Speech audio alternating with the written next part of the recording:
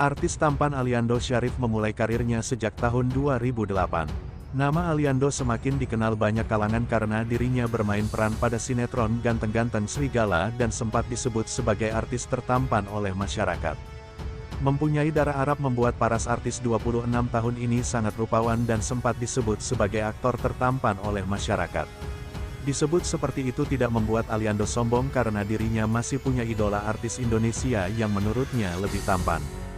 Enggak lah, karena gua mengidolakan aktor di Indonesia yang ganteng juga soalnya, ucap Aliando di YouTube Tua Kreasi, 5/10. Sempat disebut sebagai aktor tertampan saat umurnya 18 tahun, kini Aliando mengalami kenaikan berat badan.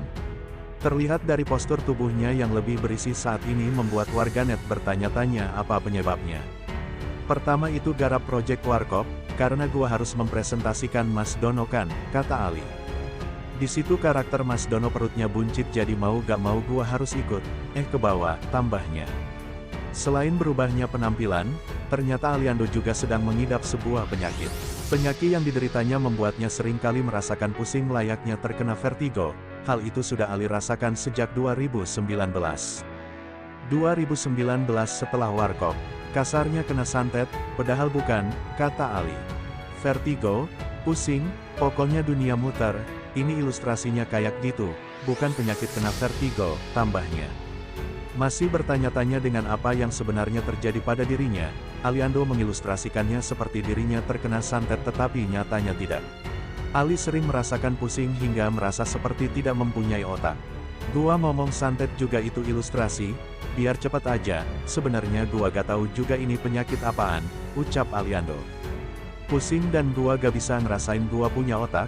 Kalau di OCD Obsessive Compulsive Disorder itu namanya thought broadcasting, imbuhnya. Namun begitu aktor tampan ini masih optimis kalau dirinya bisa sembuh dari penyakitnya dan kembali lagi seperti semula. Bisa, gua yakin bisa sembuh, ucapnya. Gangguan kesehatan mental Obsessive Compulsive Disorder OCD dialami oleh Aliando Syarif sejak lama hingga mengganggu produktivitasnya sehari-hari. OCD merupakan masalah kesehatan mental yang membuat pengidapnya mempunyai pemikiran dan dorongan yang tidak bisa dikontrol untuk melakukan sesuatu yang sifatnya berulang.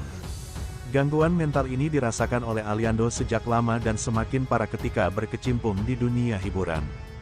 Mantan kekasih Prilly Latuconsina itu mengungkapkan bahwa gangguan OCD yang selama ini dideritanya berawal dari dampak buruk seseorang dalam manajemennya yang memaksanya untuk bekerja. Dalam istilah terminologi, Aliando mengatakan bahwa itu disebut making crazy, yang serupa dengan hipnotis dan pencucian otak. Scroll lebih lanjut ya. Meski saat ini kondisinya sudah jauh membaik, Aliando masih belum bisa memahami sebab semua ini bisa menimpa dirinya. Pria 27 tahun itu merasa orang dari manajemennya itulah menjadi penyebab di balik semua ini yang mengarahkannya supaya tidak bisa kembali lagi seperti dirinya yang dulu. Saya sendiri ngerasa ada yang aneh di dalam diri, nggak seperti biasanya, tidak mengikuti alur yang seharusnya seperti dulu lagi, malah belok kemana-mana. Kayak misalkan dulu kan mengikuti garis yang memang harus diselesaikan gitu, ungkap Aliando, mengutip tayangan YouTube, Rabu tanggal 29 November tahun 2023. Aliando Syarif menyadari bahwa ada beberapa sikap dan sifat dalam dirinya yang seolah disetir oleh orang tersebut. Aliando tahu bahwa ia berada di jalan yang sebenarnya tidak sesuai dengan keinginan hatinya sendiri melainkan hanya mengikuti kemauan dari orang yang enggan disebutkan namanya itu.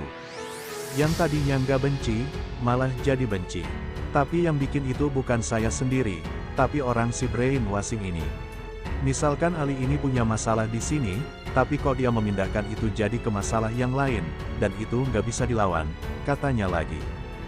Beruntungnya, Aliando sudah berhenti komunikasi maupun berhubungan dengan orang tersebut selama 5 tahun belakangan ini.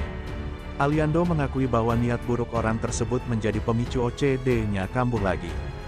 Meski gangguan kesehatan mental itu sudah dialami sejak kecil, tetapi dampak buruk dari orang tersebut membuat penyakitnya semakin agresif.